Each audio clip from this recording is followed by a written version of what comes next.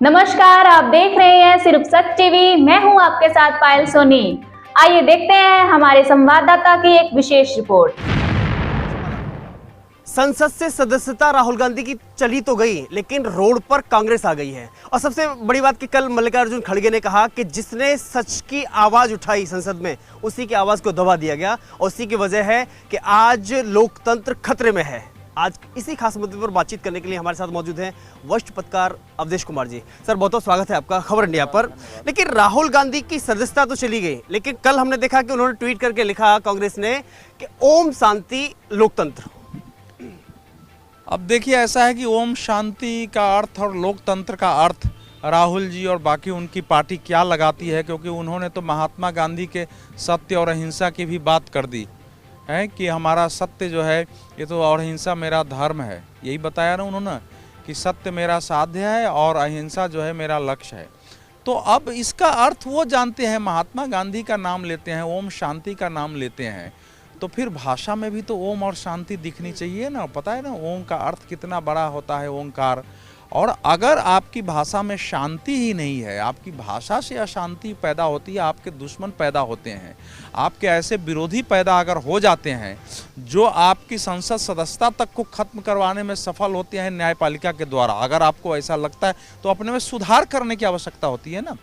देखिए, सामान्य व्यवहार का विषय ये होता है कि अगर हमारे सामने विपरीत और कठिन स्थिति पैदा होती है या हम जो उम्मीद करते हैं उसके बिल्कुल उलट हमारे प्रतिकूल स्थिति चली जाती है, तो व्यक्ति थोड़ा ठहर के सोचता है कि कहाँ गलतियाँ हुई हैं, उसमें सुधार करता है, अपने विचार में, व्यवहार में, रणनीति में सुधार करता है और फिर उसके अनुसार आगे कदम बढ़ाता है। कांग्रेस और राहुल गांधी और प्रथम परिवार के नेतृत्व वाली जो वर्तमान कांग्रेस है और इनके जो रणनीतिकार है, ये समझ में नहीं आ रहा है कि ये जहां संयम की जरूरत है, जहां संयत की जरूरत है, जहां आत्मसंतुलन की जरूरत है, वहां उतावलापन हो, वहां उत्तेजना, वहां उग्रता, जहां के विनम्र होने की जरूरत है, वहां आक्रमण करना, ये कौन सी रणनीति है अपने को नष्ट करने की। क्योंकि अब कुछ भी करेंगे, मैं पूछ रहा हूं कि सड़क पर आप पूरे देश को उतार दीजिए, सारे विपक्षी दल, क्या उससे कोर्ट का फैसला बदल जाएगा? ये फैसला सरकार का तो होता नहीं है। सुप्रीम कोर्ट का जो 11 जुलाई 2013 का जो वर्डिक्ट है, जो उसमें फैसला है, उसमें स्पष्ट लिखा हुआ है कि फैसला आने के साथ ही, स्पष्ट है, फैसला आने के साथ ही संसद, विधानसभा, विधान परिषद की सदस्यता उस व्यक्ति की खत्म मानी जाएगी। उसमें सेकेंड का देर नहीं लगाना है। ये कांग्रेस के जो पहले मंत्री थे, विधि मंत्री अश्विनी कुमार ने कल कहा भी कि इसमें तो कोई कुछ नहीं कर सकता है क्योंकि वो कोर्ट का फैसला है। उन्होंने कहा कि कोर्ट के फैसले से हम लोग सहमत नहीं थे, क्योंकि व्यक्ति को एक अपील का अधिकार मिलना चाहिए, नहीं कि कोई निचले न्यायालय ने अगर किसी को सजा दे दिया हो और उसकी तुरंत सदस्यता हो जाए, खत्म हो जाए, उसको अपील का भी अधिकार न मिले। तो बोला ये एक अलग प्रश्न है। लेकिन अगर फैसला आ गया है 2 साल या उससे अधिक, तो सदस्यता ऑटोमेटिक चली जाती है। ये लोकसभा, जिस भी सदन के वो सदस्य होते हैं, उस सदन की ये जिम्मेवारी होती है कोर्ट के आदेश का पालन करना। अगर वो पालन नहीं करते हैं तो वो जिम्मेवारी का पालन नहीं हुआ, वो कोर्ट की अवमानना होगी। यहाँ उल्टी बात हो रही है कि आपने जब किसी ने फलाने ने देरी कर दिया, बीजेपी के एक विधायक था, उसको सजा हो गई, इसमें 2 महीने बाद हुआ, वो गलत हुआ, वो पहले होना चाहिए था। लेकिन अब कई बार ये तो चूंकि राहुल गांधी का बहुचर्चित विषय होता है, किसी विधायक को कहीं किसी निचले न्यायालय में सजा हो गई, वो खबर पहुंचते पहुंचते सेक्रेटरिएट तक समय लग गया, तब किसी का ध्यान आता है। अगर उसका विरोधी हो तो तुरंत चला जाता लेके विधानसभा अध्यक्ष के पास, यूपी में भी हो जाता। तो इसीलिए मैं कह रहा हूं कि ये ऐसी रणनीति है जिसमें केवल विनाश है, माने इस प्रथम परिवार के राजनीतिक प्रभुत्व का विनाश है, कांग्रेस के प्रभावी रूप से भारत में खड़े होने की संभावना को नाश करना है।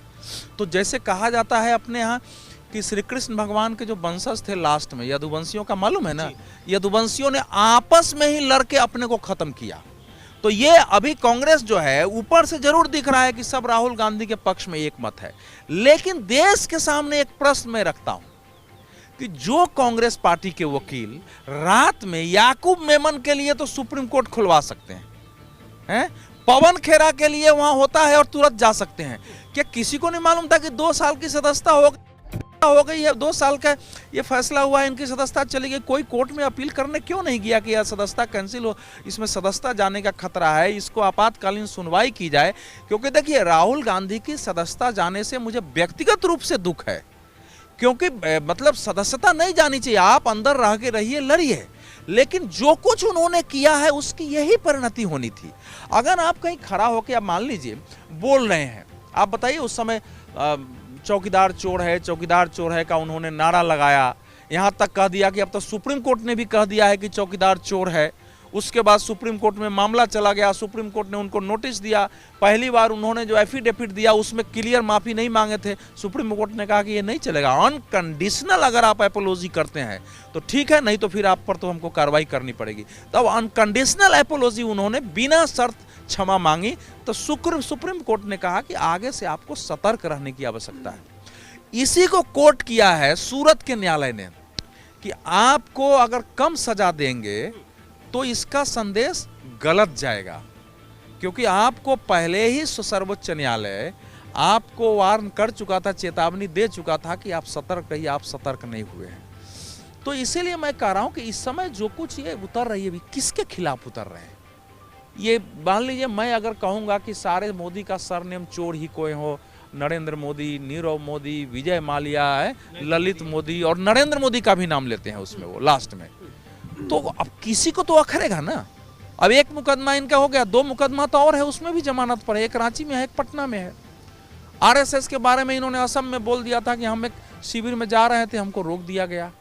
अब वहाँ किसी कार्यकर्ता ने, क्योंकि सामान्यतः आरएसएस और संघ जो है कोई कुछ कहता है तो उसमें वो नहीं फंसते हैं कि अब मैं कोर्ट में जाऊं, लड़ूं, क्योंकि अब वो अभ्यस्त हो गए हैं कि भैया ये तो शुरू से बोल ही रहे, तो अपना काम करें जो लक्ष्य है उसका, इसलिए मेरे ध्यान में। तो मैं वही कह रहा हूं कि उसके बाद तो जुबान सुधरनी चाहिए ना, लेकिन जुबान सुधरने के लिए तैयार नहीं कर रहे हैं। राहुल जी ने बिल्कुल ठीक किया, राहुल जी तो वीर पुरुष हैं, राहुल जी तो लड़ेंगे, तो लड़ो और मरो। लेकिन 2 चीजें, एक तो जब इनकी सदस्यता रद्द की गई उससे पहले 4000 किलोमीटर की जो लगभग यात्रा की गई, भारत जोड़ो यात्रा, और उसके बाद में कहीं लगता है कि इस एक झटके से प्रधानमंत्री बनने का सपना राहुल गांधी का चकनाचूर हो गया। देखिए, अगर किसी को सपना था कि राहुल गांधी प्रधानमंत्री बन जाएंगे तो ये उसके, मैं समझता हूं कि मानसिक संतुलन का प्रश्न है उसके सामने, क्योंकि भारत की ऐसी परिस्थिति नहीं है जिसमें भारतीय जनता पार्टी के अलावा कोई भी एक दल इस समय स्वयं के लिए प्रधानमंत्री का दावा करे। देश का कोई विपक्षी नेता इस समय आगे आकर के विपक्षी गठबंधन को नरेंद्र मोदी के खिलाफ लीड करने के लिए तैयार नहीं, बनाने के लिए तैयार है, लेकिन हम उसके लीडर बने, इसके लिए देश में कोई खड़ा होकर नहीं आ रहा है कि मैं विपक्षी गठबंधन का नेता बनने के लिए तैयार हूं, आओ मेरे साथ। तो जब कोई उसके लिए तैयार नहीं, अब राहुल गांधी जिसके आप हालत देख लीजिए, मतलब आप एक विपक्ष के नेता का पद पाने की स्थिति जिसकी लोकसभा में नहीं है, 2 चुनाव में 17% के आसपास जिसका वोट सिमट गया है, जिस पार्टी का जनाधार बढ़ने की कोई संभावना नहीं है, यहाँ तक कि क्षेत्रीय पार्टियाँ, जहाँ बीजेपी है वहाँ तो थोड़ी है कांग्रेस, लेकिन जहाँ बीजेपी नहीं वहाँ तो कांग्रेस है ही नहीं ना, क्षेत्रीय पार्टियाँ इसको खा गई। पश्चिम बंगाल में किसने कांग्रेस को खत्म किया? त्रिपुरा में किसने कांग्रेस को खत्म किया? तो ये कांग्रेस को समझ की जरूरत है ना। जहां दिल्ली में किसने कांग्रेस को खत्म किया? जब तक बीजेपी थी कांग्रेस थी। तो इसलिए वो प्रधानमंत्री का सपना बनाना, पालना सबका अधिकार है लोकतंत्र में, लेकिन वो नहीं था। सबको मालूम है कि इसमें एक लाइन वो सॉरी बोल दिए होते तो ये नौबत नहीं याद, इतना ही तो बोलना है। एक लाइन कोर्ट ने कहा था कि आप इसमें सॉरी बोल के, क्षमा मांग के इससे अलग हो जाइए। नहीं माने, नहीं बोलेंगे, हमने गलत नहीं किया है, हम तो भ्रष्टाचार के खिलाफ बोल रहे हैं। तो कोर्ट ने नहीं माना कि ये बात आपकी भ्रष्टाचार का है, तो इसमें कोई क्या कर सकता है? अगर ये कहते हैं कि भाई तो बीजेपी ने जानबूझ के कर दिया, मुझे नहीं लगता है कि भारतीय जनता पार्टी इस चाहेगी कि राहुल गांधी की सदस्यता चली जाए। मुझे नहीं लगता है कोई भी चाहेगा देश में। देखिए, संसद की सदस्यता खत्म होने के बाद में सबसे पहले फ्रंट पे कहीं ना कहीं हमें प्रियंका गांधी देखने को मिलती हैं। उन्होंने कल अपने बयान में कहा कि मोदी जी कभी मेरे पिताजी पर, कभी मेरी दादाजी पर, कभी मेरी दादी पर, तो कभी मेरी माताजी पर आए दिन टिप्पणी करते हैं। तो क्या उसी टिप्पणी का परिणाम है? आपने कहा कि संविधान के तहत जब उनकी सदस्यता गई है या उनको सजा मिली है, तो बार बार ठीकरा मोदी पर क्यों फोड़ना? तो इस समय और दूसरा क्या चारा है? ये तो जो आपने एक वातावरण बनाया है, बाहर भी जाके बोला है कि देश में लोकतंत्र खत्म हो गया है, न्यायपालिका पर नियंत्रण है, मीडिया पर नियंत्रण है, बोला है ना उन्होंने, सब सारे संस्थाओं पर कब्जा हो गया है आरएसएस का, और कोई कुछ कब्जा हो गया है आरएसएस का, और कोई कुछ मैं बोलता हूँ तो संसद में मेरा माइक बंद कर दिया जाता है। तो ये एक जो डरावनी स्थिति भारत की पैदा कर दिया है इन लोगों ने, उसी लाइन पर आगे बढ़ रहे हैं। मैं अगर कांग्रेस का नेता होता इस समय, स्ट्रेटेजी क्या कहती है? स्ट्रेटेजी ये कहती है कि आप दोनों ओर जरूरत पड़े तो सीना भी तानो, अगर विजय के लिए आवश्यकता हो तो थोड़ा झुक भी जाओ। उसमें कहीं कोई समस्या नहीं होती। कहीं झुकने से ये तो मूर्खतापूर्ण काम होता है ना ये। आपको राजनीति करनी है, कितना ये मानसिक रूप से मतलब इतनी उदंडता और इतनी उग्रता, आक्रामकता और मूर्खता किसी बड़े नेता का लक्षण नहीं हो सकता है। इस समय कांग्रेस की रणनीति यही होनी चाहिए थी कि ठीक है, राहुल गांधी ने बोला है, न्यायालय को उसमें अगर गलती लगी है, न्यायालय ने अपने अनुसार सजा दी है, हम इस पर विचार करते हैं, आगे अपील न्यायालय में जाकर के हम इसमें जो भी न्यायालय की मांग होगी उसके अनुसार करेंगे, और पहले इस मुकदमे से बाकी हमारी लड़ाई नरेंद्र मोदी के खिलाफ, भ्रष्टाचार के खिलाफ सब जारी रहेगी। लेकिन जहां तक न्यायालय का सम्मान है, न्यायालय जो कहेगा वैसा हम करेंगे, और आराम से जो है अगले अपील आगे डिस्ट्रिक्ट जज के कोर्ट में जाना है। और हाई कोर्ट, अभी हाई कोर्ट में नहीं है, वो तो जा सुप्रीम कोर्ट भी सकते थे। नहीं, अगर एक एक खिरी आगे बढ़ेंगे तो ये है, तो आप अगले कोर्ट में जाते हैं, आप बोलते कि हम वहां नहीं कर सके हैं, हम कोर्ट से माफी मांगते हैं, हमसे नरेंद्र मोदी का हम नाम ले। कोर्ट ने उसमें कहा है कि आप केवल नरेंद्र मोदी, नीरव मोदी सबका ही नाम ले सकते थे, आपने जानबूझकर मोदी सरनेम का उपाधि का प्रयोग किया। माने अगर आप केवल नरेंद्र मोदी, नीरव मोदी, अनिल अंबानी, मेहुल चौकसी ये सब का नाम लेते तो आपको सजा नहीं मिलती, कोर्ट ने भी कहा है। तो उस पर तो बरकरार रह सकते थे। अगर इतनी समझ नहीं है तो आप क्या कर सकते हैं? इसमें कोई कुछ नहीं कर सकता है। कांग्रेस प्रथम परिवार को खत्म, जिस पर दारो मदार है, उसको खत्म करने पर अपने आप तुली है, और पार्टी को भी खत्म करने पर तुली है। एक आखिरी सवाल, आपको लगता है कि इसके बाद में अब 2024 में कांग्रेस की ओर से पीएम पद का दावेदार कौन हो सकता है, कौन होना चाहिए? ये बहुत बड़ा प्रश्न है कांग्रेस के सामने, क्योंकि ये कांग्रेस के सामने बड़ा संकट पैदा हो गया। हालांकि कांग्रेस इसको संकट नहीं मान रही है। मुझे लगता है आप लोगों का ध्यान नहीं गया है, ये जानबूझकर कोर्ट में नहीं गए होंगे। ऐसा थोड़ा है कि वहाँ वकील बैठे हैं, उनको नहीं है कि फैसला आएगा और चले जाएंगे कि बता रहे हैं कि तो गुजराती में था तो उसका अनुवाद करने में समय लगता। ये ऐसा कर रहे हैं कि हम अपने को पीड़ित बना के राहुल गांधी को पेश करें, और पीड़ित बना के पेश करें तो विपक्ष भी हमारे पक्ष में यूनाइट होगा, मीडिया की सहानुभूति मिलेगी, लोगों की सहानुभूति मिलेगी, और राहुल गांधी फिर सड़कों पर उतर के उसी प्रकार से जगह जगह यात्रा करेंगे, भाषण करेंगे, और इसका हमको लाभ मिलेगा। और कोर्ट में जो नॉर्मल एक पिटीशन होता है या अपील करना, अपील ये न्यायालय में, चूंकि अभी नीचे न्यायालय का फैसला है, जुडिशियल मजिस्ट्रेट का फैसला है, तो अब सत्र न्यायालय में जाएगा। तो सत्र न्यायालय में डिस्ट्रिक्ट जज या जिसको चाहेंगे या स्वयं देखेंगे, वहाँ जाएगा मामला। तो ये प्रॉपर वे में ऐसे ही लड़ेंगे। ये इसको ये आगे ले जाने की कोशिश कर रहे हैं, लेकिन ये रणनीति बिल्कुल गलत है। देखिए, कहा गया है कि मूर्ख उस सूखी लकड़ी के समान है। मूर्ख की परिभाषा दी गई है कि मूर्ख उस सूखी लकड़ी के समान है जिसमें कितना भी आप पानी डालो, उसमें रसायन डालो, उर्वरक डालो, उसमें कोई फूल पत्ती नहीं लग सकती है। वो टूट जाएगा, सूखी लकड़ी आप लगा दो, लेकिन झुक नहीं सकता है। वो कट जाएगा, जल सकता है, लेकिन झुक नहीं सकता है। ये किसी बुद्धिमान मनुष्य का लक्षण ये सूखी लकड़ी का नहीं हो सकता है। जैसे ये कैमरा है, इसको आप यहाँ से मोड़ेंगे, जब तक इसमें नट नहीं दिया रहेगा ये नहीं मुड़ सकता है। आपके माइक में भी ये तोड़ सकते हैं आप। तो ये सब यंत्र है ना, इसको बनाया गया। हम मनुष्य यंत्र नहीं न है। इस समय तो वही स्थिति थी कि आप जो है, जैसे हनुमान जी को लंका पहुंचना था, सूरसा ने घेरा ना सूरसा, और ये थोड़ा अपना सूरसा का बदन होता दुगुना करते थे, वो 4 गुना कर देती थी, फिर 8 गुना करते थे। फिर समझ में आ गया तो मैं फंसा रह जाऊंगा, काम ही नहीं होगा। क्यों अपने को दिखाना है कि मैं बहुत बलवान हूँ?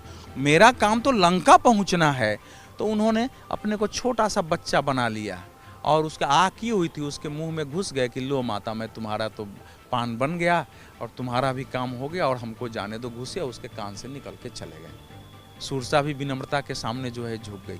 तो ये सब हमारे शास्त्रों में बताया गया है समय के अनुसार। कांग्रेस को इसका अगर पता नहीं है तो आप कुछ नहीं कर सकते। ये मेरी समझ है कि रणनीति के तहत इतने वकील होते हुए भी ये कल सुप्रीम कोर्ट नहीं गए थे, ये जा सकते थे कि ये स्थिति बन गई है, इसमें संसद सदस्यता जा सकती है, इसलिए इसमें हमको स्टे दे दिए। अगर सुप्रीम कोर्ट फैसले पर स्टे दे देता तो फिर तो सदस्यता नहीं जाती। स्टे नहीं देता, अभी भी संभावना है। अभी भी अगर कोर्ट आगे फैसले पर स्टे दे, फैसला पर स्टे, केवल अगर अपील है, सुनवाई है, जमानत है, उससे फैसला नहीं। अगर वो मानता है कि कोर्ट के फैसले पर स्थगन आदेश मिल जाता है तो फिर उनकी सदस्यता के लिए अपील की जा सकती है और जब तक चुनाव की घोषणा नहीं होगी सदस्यता उनकी बहाल हो सकती है। दूसरा, अगर अगला कोर्ट मान लेता है कि नहीं उनको 2 साल की सजा नहीं है, 1 साल की होगी, 6 महीने की होगी, या उनकी सजा को रद्द कर देता है, तब भी सदस्यता अपने आप ऑटोमेटिक बहाल हो जाती है। यह है फैसले का पक्ष। अब कांग्रेस इसमें से कोई अगर नहीं अपना रही है कि हम अपील नहीं करेंगे तो ये समझने की बात है कि आपकी रणनीति क्या है। तो इसलिए इस रणनीति के तहत अब कुछ लोग कह रहे हैं कि ये हो सकता है कि कांग्रेस के कुछ नेतृत्व जो है वो राहुल गांधी से छुटकारा पाना चाहते हो और प्रियंका वाड्रा को, जो आपका प्रश्न था आगे, लाना चाहते हो। मैं इससे सहमत नहीं होता हूँ, क्योंकि कांग्रेस का भी मानना है कि प्रियंका वाड्रा में राहुल की इतनी भी क्षमता नहीं है। उन्होंने जो अभी तक भाषण दिया है, मैं व्यक्तिगत उनका सम्मान करता हूँ। एक सिविलाइज्ड महिला राजनीति में आई है तो उसका सम्मान होना चाहिए, मुझे उसमें कोई दिक्कत नहीं होती है।